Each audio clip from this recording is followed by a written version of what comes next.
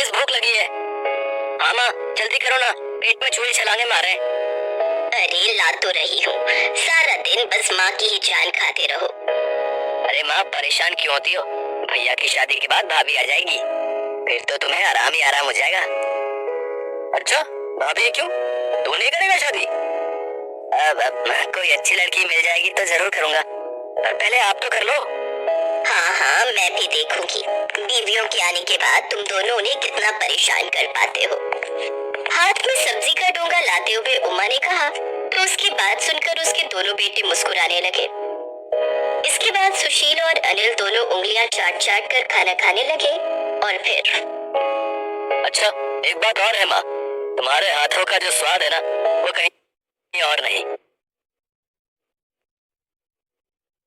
रहने दे, बड़ा आया, जब तेरी बहू आ जाएगी तब पूछूंगी कि किसके हाथों का स्वाद ज्यादा अच्छा है। वाह माँ वाह, क्या बात कह दी। ओए, तो चुपचाप खाना खा, ज्यादा बोलेगा ना तो तेरी शादी पहले करा दूंगा, समझा? सुशील की इस बात को सुनकर उमा सोच में पड़ गई और फिर उसने कहा, वैसे आइडिया बुरा नहीं है। मतलब कौन सा आइडिया माँ? अब अनिल भी तो अब शादी के लायक हो ही गया है, ठीक ठाक कमा भी लेता है, तो तुम दोनों की शादी एक साथ ही करा देती हूँ। अरे अरे, ये बात कहाँ से आ गई? शादी की बात तो भैया की चल रही है ना, तो उन्हीं की कराओ, मुझे इस पचड़े से दूर रखो। और वैसे भी मैंने सुना है। क्या सुना है तूने? अरे मैंने सुना है भाई तभी तक भाई को प्यार करता है जब तक वो पति नहीं बन जाता।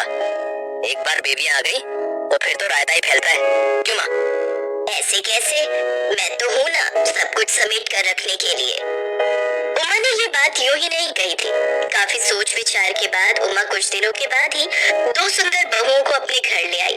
अपने दोनों बेटों के घर बसाकर वो बहुत खुश थी, लेकिन ये वाकई इतना आसान भी नहीं था। अभी असल रायता तो फैलना बाकी था। कुछ दिनों तक तो सब ठीक चला, लेकिन फिर एक दिन, सुनो जी, मुझे आपसे एक बात करनी है। क्या हो गया, बोलो। अरे वो अनीता, वो तो बहुत ही फिजूल खर्च कर रही है। मतलब ऐसा क्या कर दिया उसने? जब देखो खाने में पनीर, चाप, मुर्गा, बस यही सब बनाती रहती है। हाँ तो क्या हो गया? हुआ ये कि जो राशन 5-6 हजार में पूरा हो जाना चाहिए था, मैडम की वजह से 12-15 हजार तक पहुंच रहा है। ऐसे ही चलता रहा तो हम तो सड़क पर आ जाएंगे। अपनी पत्नी सुनीता की बात सुनकर सुशील भी सोच में पड़ गया। मगर ये कहानी सिर्फ इसी कमरे में नहीं चल रही थी, बल्कि दूसरे कमरे में भी यही हाल था। छोटे भाई अनिल की पत्नी अनीता भी उससे अपनी जेठानी की शिकायत कर रही थी। देखो जी, ऐसे नहीं चलेगा, मैं कह देती हूँ।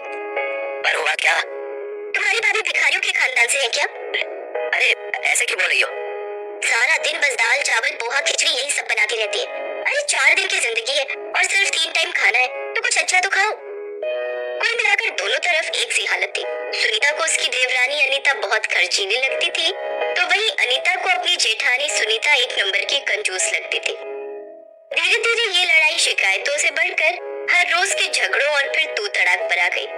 आखिरकार उमा ने परेशान होकर घर की रसोई का बंटवारा कर दिया। दोनों बहुओं के चूल्हे, राशन, यहाँ तक कि मसालों के डिब्बे तक अलग अलग हो गए। दोनों बहुएं अलग अलग वक्त पर खाना बनाने लगी और रसोई के इस बंटवारे के साथ ही दोनों भाइयों ने भी आपस में बातचीत करना बिल्कुल बंद कर दिया। हालांकि दोनों बहुएं अब बहुत खुश थी। अब सब बढ़िया है, जो खाना है खाओ, किसी की रोक टोक नहीं। अब मजा आएगा, जब ये ऊट पटांग खाकर पेट खराब होगा ना, तब पता चलेगा। दूसरी तरफ उमा इस सब से बिल्कुल खुश नहीं थी। वो बस इसी सोच में डूबी रहती कि आखिर कैसे दोनों बहुओं में सुलह हो और घर की रसोई फिर से एक हो जाए। और तभी उमा को एक आइडिया आया। जिस वक्त रसोई में कोई नहीं था, तभी उमा चुपचाप रसोई में गई और अनीता के आटे के डिब्बे में से ढेर सारा आटा निकाल लिया। फिर मौका देखकर अनीता के सिलेंडर का पाइप निकालकर काफी सारी गैस खिड़की से बाहर उड़ा दी। उमा हर रोज ऐसा ही करने लगी। कभी वो दाल निकाल लेती तो कभी किसी के चावल कम कर देती। इस वजह से दोनों बहुओं का राशन बहुत जल्दी खत्म होने लगा। दोनों भाइयों पर दुगना खर्च पड़ने लगा और तब एक दिन, अरे यार अनीता, कहाँ से लाओ इतने पैसे? भला ऐसा भी क्या बनाती हो रोज जो महीने का राशन 15 दिनों में खर्च हो गया?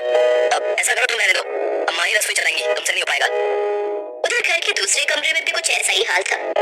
एक तो सारा दिन खिचड़ी और दाल चावल खाकर मैं खुद पहुंच चुका हूँ, और उसमें भी तुम्हारी रसोई में राशन इतनी जल्दी खत्म हो जाता है। सिलेंडर पर सिलेंडर भरवाई जा रही हो।